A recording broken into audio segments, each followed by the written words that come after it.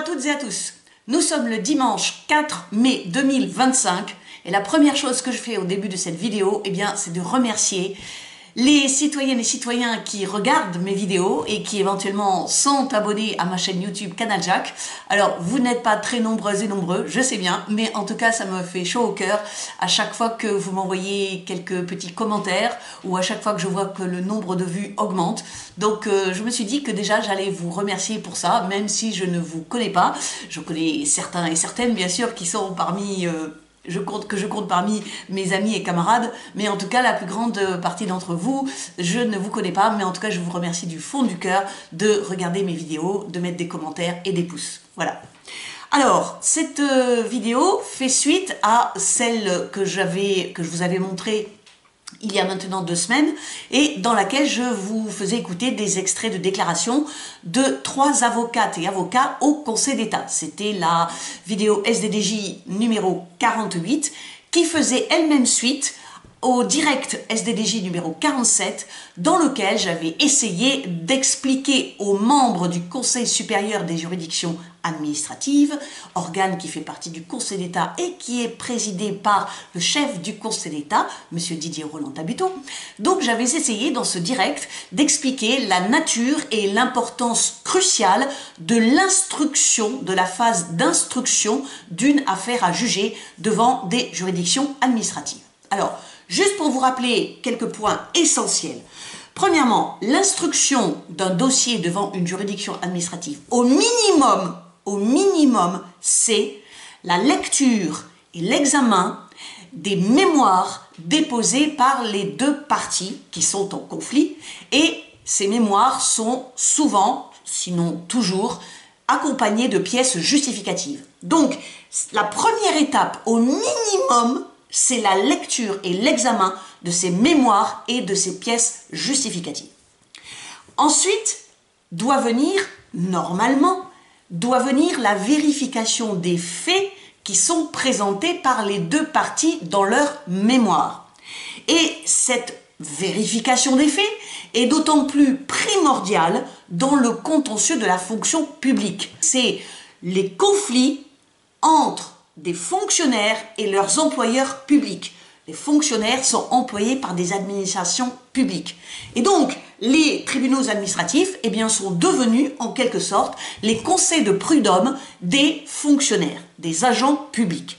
Aussi bien agents publics de l'État, de la fonction publique territoriale ou de l'hôpital.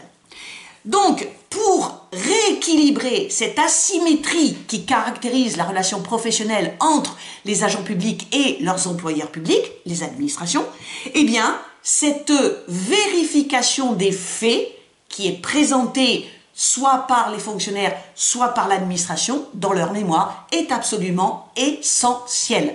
Sinon, il n'y a pas de rééquilibrage entre la version des faits présentés par l'administration et la version des faits présentés par les fonctionnaires qui contestent des décisions prises par les administrations. Si les juges administratifs et administratives ne font pas ce travail de recherche, d'enquête, de vérification, alors on peut dire, et moi je l'ai affirmé depuis 2020, on peut dire que il et elle, ces juges, ont forcément un parti pris en faveur des administrations et que il et elle peuvent devenir objectivement complices des erreurs, des abus de pouvoir ou des fautes de l'administration. Et dernier point, que vous avez entendu l'avocate au Conseil d'État, Maître Hélène Farge, dans cette vidéo, que vous l'avez entendu dire, dernier point, c'est que les avocates et les avocats des justiciables qui doivent porter leur litige, leur requête devant les juridictions administratives, les avocates et avocats doivent demander et obtenir les mesures d'instruction qui permettent justement cette vérification des faits. Et si les avocates et les avocats ne demandent pas ou s'ils n'obtiennent pas ces mesures d'instruction, dans ce cas-là, les justiciables se retrouvent de nouveau dans cette situation de déséquilibre, de désavantage et d'asymétrie par rapport à leur adversaire devant une juridiction administrative. Leur adversaire, c'est l'administration qui les emploie. Donc aujourd'hui, eh bien, je vais vous montrer des extraits prononcés par un avocat. Alors, il n'est pas inscrit au barreau de l'ordre des avocats au Conseil, mais il a été pendant 5 ans collaborateur d'un cabinet justement d'avocats au Conseil. Et donc cet avocat, je l'ai découvert de la même façon, je l'ai découvert grâce à des vidéos YouTube et notamment grâce à ce colloque dont je vous ai déjà parlé. C'était un colloque qui s'est réuni en juin 2021 à l'université d'Orléans et le thème de ce colloque était l'oralité dans le procès administratif. Et cet avocat s'appelle, vous le voyez à l'écran, Maître Alexandre Ciodo. Alors, je vais vous faire rapidement son curriculum vitae et ensuite, eh bien, je vous montrerai un tout petit extrait pour lancer en guise d'apéritif. Donc, Maître Alexandre Ciodo, eh bien, ce qui est très important lorsque vous allez l'écouter, vous allez le remarquer, c'est un bon professeur parce qu'il enseigne le droit public depuis 2005. En 2005, il a eu son DEA, son diplôme d'études approfondies en droit public, et en 2005, il a commencé par enseigner. Ensuite, il a eu son doctorat en droit public à l'université de Panthéon-Sorbonne. Ensuite, il a eu l'agrégation en droit public en 2014 et il est devenu donc professeur à l'université de Franche-Comté. Donc, il est actuellement dans cette université de Franche-Comté. Il est directeur du master droit de l'action administrative. Il est membre du centre de recherche juridique de l'université de Franche-Comté. Et puis, comme je vous l'ai dit, eh bien, il a été donc collaborateur d'avocat au Conseil pendant 5 ans. Et depuis 2012, il est associé dans un cabinet d'avocats qui s'appelle Témis à Dijon.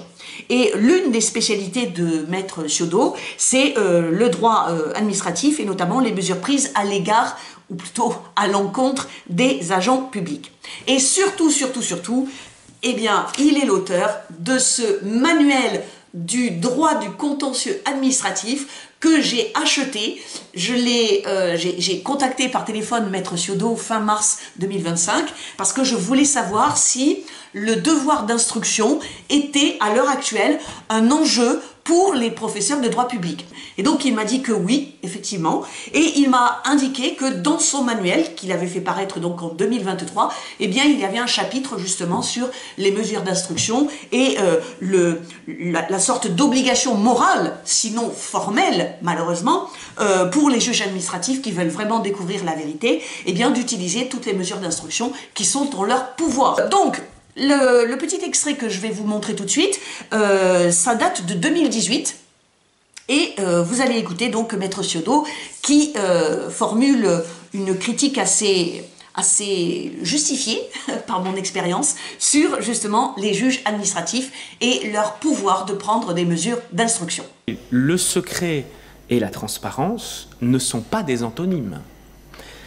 Le secret s'oppose à la connaissance et la transparence à l'opacité.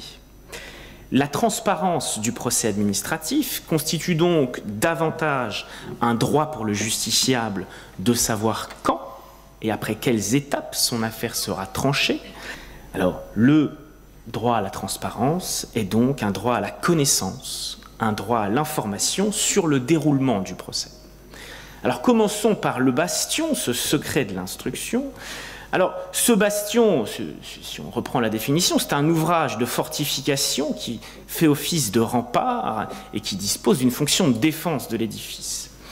Le secret de l'instruction, effectivement, est dans le bastion du procès administratif, puisqu'il permet de protéger le juge contre ce gêneur qui est trop souvent le justiciable. Ce secret de l'instruction permet au juge administratif de ne jamais avoir à se justifier sur la manière dont il conduit l'instruction.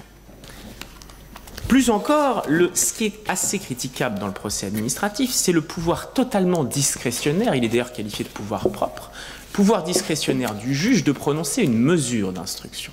Le juge administratif n'a pas à justifier, et il n'a pas à justifier dans ses décisions qu'il ne prononce pas une enquête, par exemple, à la demande du justiciable, ou qu'il refuse d'enjoindre à l'administration de communiquer un document qui est utile à la solution du litige. Alors, on peut relever que si le juge administratif est soucieux de sa propre image dans la conduite de l'instruction, il serait sans doute opportun qu'il justifie de son refus de mettre en œuvre les pouvoirs d'instruction qui sont les siens. Donc vous voyez que déjà, Maître Ciodo utilise un adjectif qui est plutôt négatif, parce qu'il fait référence plutôt à l'Ancien Régime, c'est le mot discrétionnaire, l'adjectif discrétionnaire. Il dit que le pouvoir des juges administratifs de prendre des mesures d'instruction, de décider des mesures d'instruction, c'est un pouvoir discrétionnaire. Qu'est-ce que ça veut dire? Ça veut dire que c'est la seule décision du juge, que le juge n'a pas à se sentir obligé par quoi que ce soit pour prendre une mesure une mesure d'instruction. Donc ça, déjà, je trouve ça absolument scandaleux que justement les juges administratifs n'aient pas l'obligation, dans certaines situations, et avec certains paramètres, n'est pas l'obligation de justifier justement, soit ils prennent des mesures d'instruction, mais peut-être pas toutes celles qu'il faudrait, soit ils n'en prennent aucune. Vous voyez? Et la seconde chose intéressante dans ce que dit Maître Ciodo, c'est qu'il parle de l'image des juges administratifs. En fait, l'image, c'est pas du tout au sens médiatique, mais c'est l'image dans le public. Et ça renvoie à ma propre expérience, comme je l'ai souvent dit dans mes vidéos, c'est que lorsque je suis entrée pour la première fois dans le tribunal administratif de Châlons-Champagne, dans la Marne, eh bien j'avais totalement confiance dans la justice administrative. Je pensais que vu toutes les preuves que j'apportais du comportement agressif à mon égard et avec l'intention de nuire à mon égard de quelques hiérarques du rectorat de Reims, je pensais que mon affaire serait vite réglée et que j'obtiendrais justice. Et malheureusement, quelques 8 ans plus tard, eh bien, j'ai été vraiment énormément déçue. Donc, ce mot d'image, ça renvoie à la confiance que les citoyennes et citoyens doivent avoir dans le service public de la justice administrative. Les 3 extraits que je vais vous montrer ensuite, eh bien, vous n'allez pas avoir une qualité d'image aussi bonne que que l'extrait que vous venez de voir. Pourquoi? Parce que le colloque dont je vous parlais, qui s'est situé donc en juin 2021 à Orléans, dans l'université d'Orléans, eh bien, malheureusement, si vous vous rappelez, ça se situe en pleine période de la tyrannie covidiste, n'est-ce pas?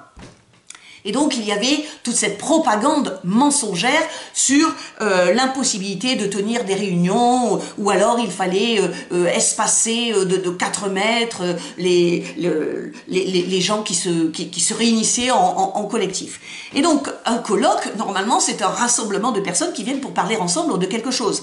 Donc là, à Orléans, eh bien, ça n'a pas pu se faire. Il n'y a eu que quelques personnes qui sont venues en présentiel. C'est une expression qu'on utilise aussi depuis la tyrannie covidiste.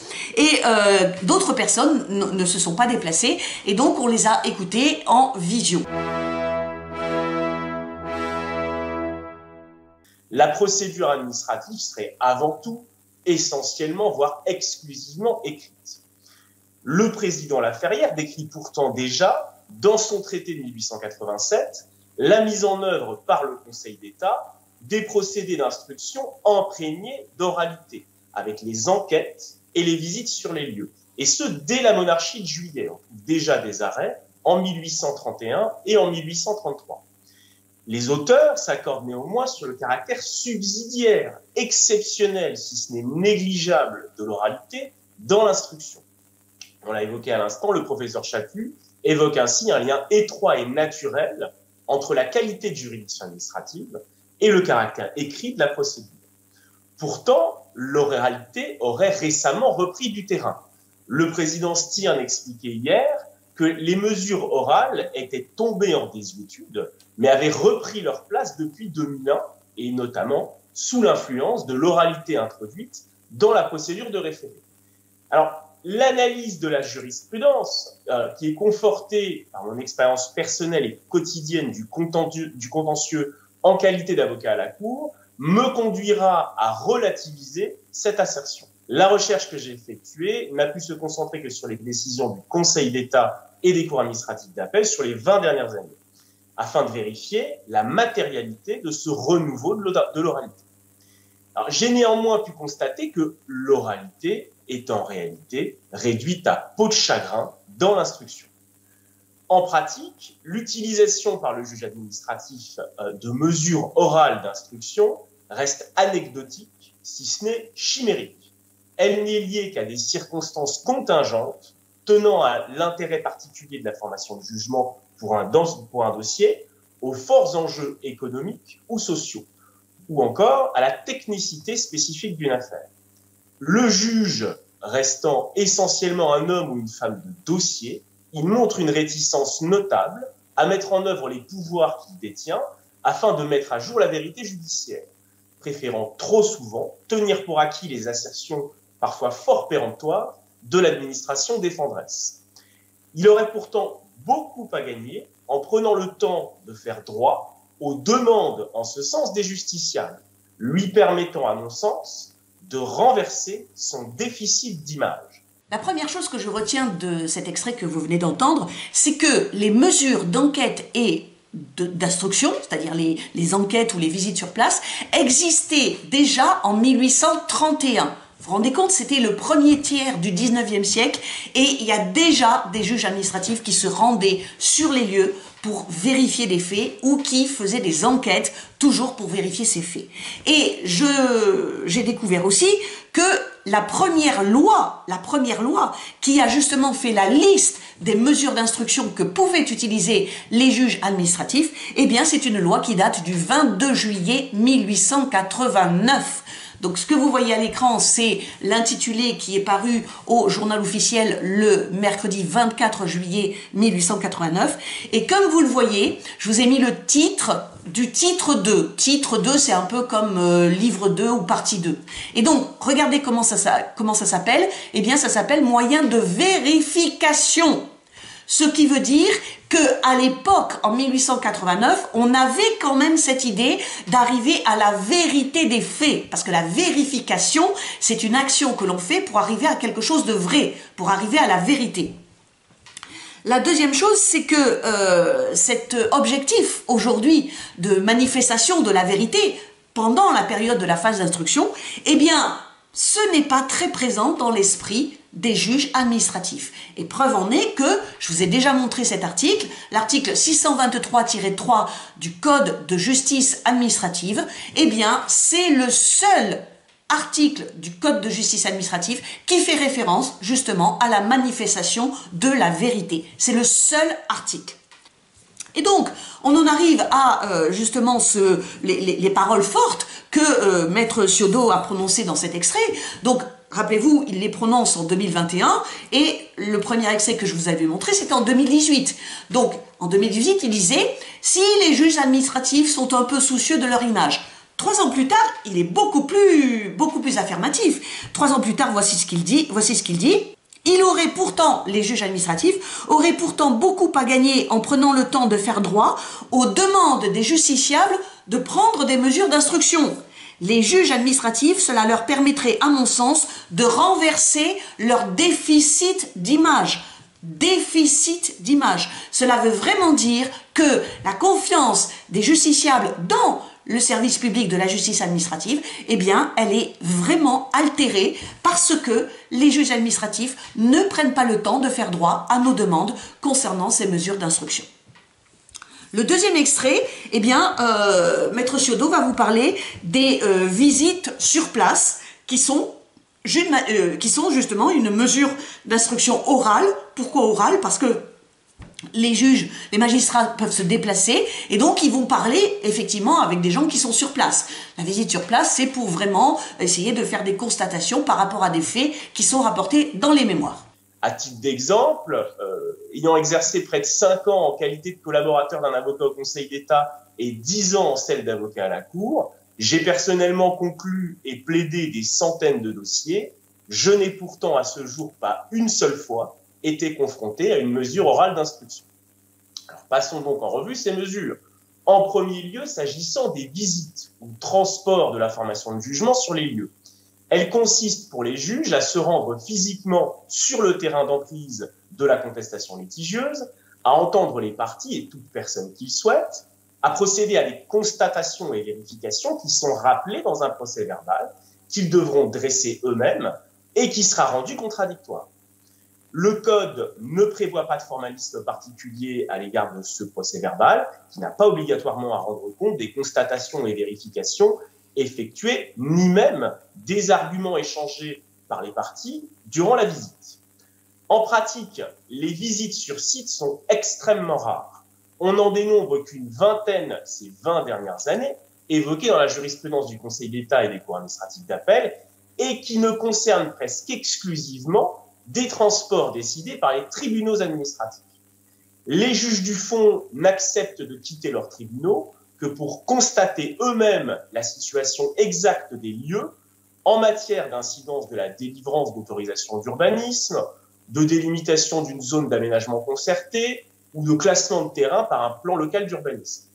On relève également l'appréciation sur place des conséquences matérielles pour les habitations avoisinantes, du déplacement d'une aire de stockage de camions, voire encore l'atteinte à l'environnement qui résulte de l'exploitation d'une mine. En revanche, les exemples jurisprudentiels sont beaucoup plus nombreux dans lesquels le juge estime qu'une visite sur les lieux demandée par le requérant n'est pas nécessaire, ou encore ne prend même pas soin de répondre à une telle demande du justiciable, ce qui confirme, une fois de plus, le caractère totalement discrétionnaire des mesures d'instruction. Première remarque, après cet extrait, eh bien, c'est l'expérience de Maître Ciodo lui-même. Il vous dit que, en 15 ans d'expérience, dont 5 ans passés en tant que collaborateur dans un cabinet d'avocats au conseil, eh bien, il n'a jamais vu lui-même, un ou une juge prendre des mesures d'instruction orale. C'est quand même incroyable, en 15 ans d'expérience. Moi, personnellement, eh ben, c'est en 7 ans d'expérience, enfin 8 ans d'expérience, puisque, comme je vous l'ai dit, le premier recours que j'ai déposé au TA, c'était en janvier 2017 et que nous sommes aujourd'hui au début mai 2025. Voilà, donc en 8 ans d'expérience, les 4 juges que j'accuse aujourd'hui de déni de justice, eh bien, ont refusé délibérément de prendre des mesures d'instruction, alors que ces mesures étaient absolument nécessaires à la solution du litige entre le rectorat de Reims et moi. Maître Ciodo, vous dites aussi qu'il a fait une recherche, justement, il a fait une recherche de jurisprudence concernant les jugements du Conseil d'État et des cours administratives d'appel, et donc il a trouvé uniquement une vingtaine de visites depuis 20 ans. Et quasiment toutes ces visites ont été prononcées par des tribunaux administratifs, c'est-à-dire le premier niveau de la justice administrative. Donc une vingtaine de visites, ordonnées depuis 20 ans, ça fait une visite sur place par an. Voilà. Donc ça vous montre encore une fois cette réticence qui à mes yeux est totalement anachronique et scandaleuse, eh bien cette réticence des juges administratifs à sortir de leur bureau pour aller sur place essayer de, encore une fois, œuvrer à la manifestation de la vérité. Troisième chose qui m'a absolument stupéfiée, c'est que le Code de justice administrative n'impose pas, lorsque les juges font des visites sur place et rédigent le procès-verbal, eh bien le CJA n'impose pas la transcription des constatations. Alors ça, je trouve ça mais absolument lamentable. C'est-à-dire que vous êtes un ou une juge, vous allez sur place avec l'objectif justement de faire des constatations pour arriver au plus près de la vérité, et en fait, vous n'êtes pas obligé, lorsque vous allez dresser votre procès-verbal, vous n'êtes pas obligé de marquer ce que vous avez constaté. Voilà, je trouve ça totalement fou. Dernière chose évidemment qui me scandalise, c'est, je l'ai déjà dit, mais là ça me fait trop plaisir que ce soit un avocat chevronné qui le dit, eh bien c'est que les juges administratifs peuvent refuser sans aucun contrôle, les mesures d'instruction demandées par les justiciables et demandées, ou leurs avocats évidemment. Et donc je précise que lorsque les avocates ou les avocates ou les justiciables comme moi faisons des demandes de mesures d'instruction, je peux vous dire que nous les motivons, c'est-à-dire que nous expliquons pourquoi la communication, par exemple dans mon dossier, la communication de tel ou tel document est absolument nécessaire, à la fois pour me défendre contre les accusations de l'administration, mais aussi pour prouver la véracité des accusations que moi je porte contre le rectorat. Donc c'est toujours la même chose, eh bien on en revient à cette nécessité de vérifier les faits qui sont exposés dans les mémoires, soit des fonctionnaires, soit de l'administration. En deuxième lieu, le constat s'avère sensiblement identique en matière d'enquête. Cette enquête conduit le juge à vérifier la matérialité des faits utiles à la solution du litige en auditionnant d'éventuels témoins des parties sur place ou à l'audience et en retraçant ces auditions dans un procès-verbal également contradictoire. De la même manière, la doctrine souligne la rareté, si ce n'est le caractère exceptionnel, des mesures d'enquête. L'enquête n'a été qu'épisodiquement, moins d'une fois par an, mise en œuvre par le Conseil d'État. On note des enquêtes réalisées dans des affaires aux enjeux économiques ou sociaux importants et où la technicité requiert des explications orales. En matière fiscale, en contentieux électoral, pour la suspension de l'activité de la centrale nucléaire de Fessenheim, sur les redevances d'utilisation des fréquences radioélectriques, ou encore la mise à disposition du public de la base des données électroniques de l'INSEE. L'utilisation de l'enquête par les juges du fond est encore plus rare. Seule la Cour administrative d'appel de Marseille a ordonné une enquête sur les modalités d'exécution d'un marché public et dans une autre affaire en matière disciplinaire. On peut également relever une enquête menée par un tribunal administratif en matière de responsabilité médicale ou encore sur la teneur exacte du contenu d'un débat tenu en séance d'un conseil municipal qui avait voté une participation financière ou encore sur le niveau de maîtrise de la langue française d'un candidat à la naturalisation. Mais le plus souvent, et de la même manière, le juge administratif estime qu'une enquête à la barre n'est pas nécessaire ou ne prend même pas soin de répondre lorsqu'elle lui est demandée. Le juge administratif relève d'ailleurs que le prononcé d'une enquête relève de l'appréciation souveraine du juge sur l'utilité et l'opportunité de cette mesure. Le prononcé d'une enquête constituerait un pouvoir propre du juge. Alors effectivement, l'enquête, que ce soit l'enquête sur place ou l'enquête à la barre, était déjà présente dans la loi du 22 juillet 1889. Et actuellement, elle est encadrée par cet article que vous voyez à l'écran, le 623-1 du Code de justice administrative. Donc il peut y avoir deux sortes d'enquêtes, l'enquête sur place ou l'enquête à la barre. Donc l'enquête sur place, ce sont les magistrats ou les rapporteurs qui se déplacent. Par exemple, si vous prenez mon dossier, Olivier Nizet aurait pu, ou sa rapporteure Nadine Esterman, aurait pu décider de se rendre au rectorat de Reims, voir le DRH, et puis lui poser des petites questions par rapport à mes accusations, par exemple. Et l'enquête à la barre, c'est tout simplement que c'est lors de l'audience publique, avant le jugement, et bien à ce moment-là, les juges peuvent entendre des témoins, si ces témoins ont été proposés par les parties, que ce soit l'administration ou que ce soit les requérantes et les requérants, eh bien les juges peuvent enquêter à la barre, c'est-à-dire leur poser des questions pour justement arriver, encore une fois, à la manifestation de la vérité. En troisième lieu, le juge peut mettre en œuvre ce que la doctrine appelle l'interrogatoire, qui permet simplement au juge d'inviter toute personne dont les parties à présenter des observations orales devant la formation chargée de l'instruction ou la formation de jugement. Alors, à ma connaissance, ce pouvoir ne conduit jamais le juge à convoquer des personnes durant la phase d'instruction, mais il lui permet seulement de s'autoriser à poser directement des questions aux parties durant l'audience, étant précisé que ces questions ne donnent pas lieu à l'établissement d'un procès verbal. Je crois pouvoir dire d'expérience que ce procédé de questions posées aux parties à l'audience est utilisé de manière fort diverse par les présidents de formation de jugement devant les tribunaux administratifs et les cours administratifs d'appel.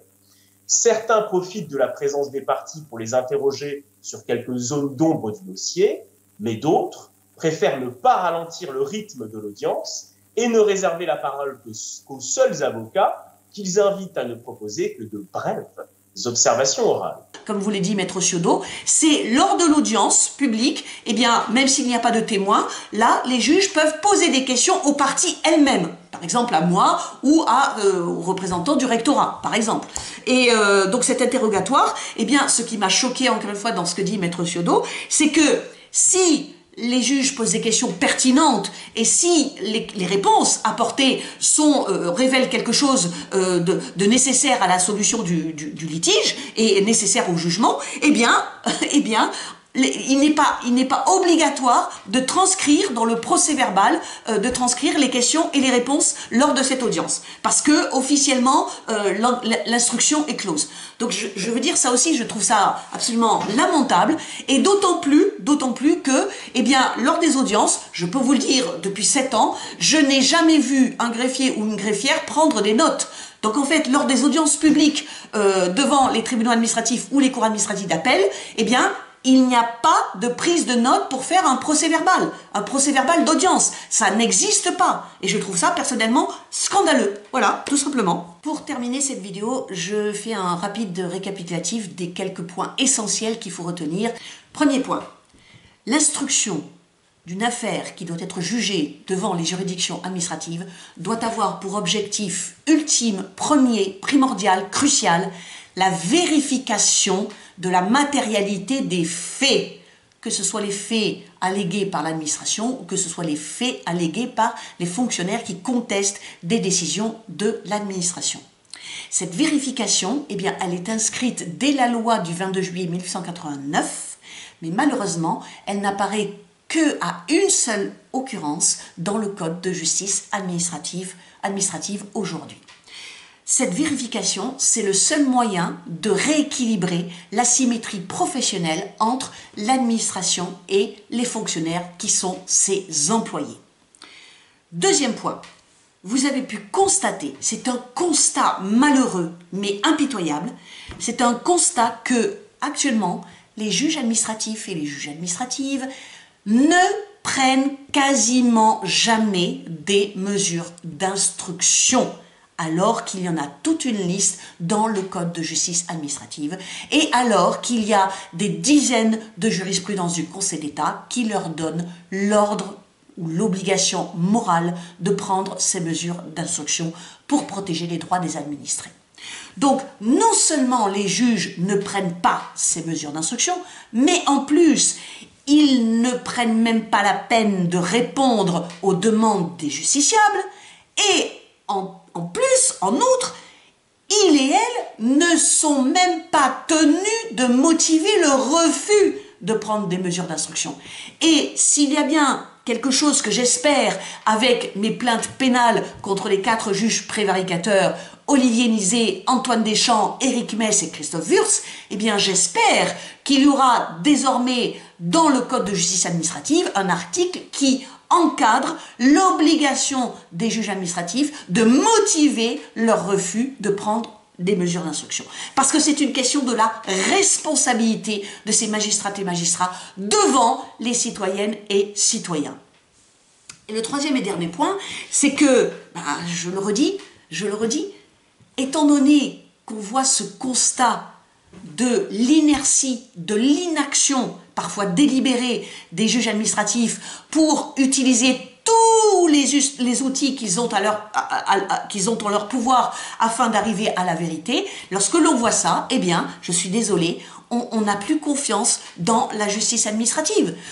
Moi, je me dis, je ne généralise jamais, vous me connaissez, mais je me dis qu'il doit y avoir peut-être une majorité de juges administratifs comme Olivier Nizet, Antoine Deschamps, Éric Mess et Christophe Wurtz qui ne veulent pas vraiment équilibrer les forces en présence dans une juridiction administrative, dans le contentieux de la fonction publique, c'est-à-dire les administrations en tant qu'employeurs publics et les fonctionnaires en tant qu'agents publics qui ont été victimes de décisions de l'administration, décisions qui sont basées parfois sur des erreurs, des fautes ou des abus de pouvoir.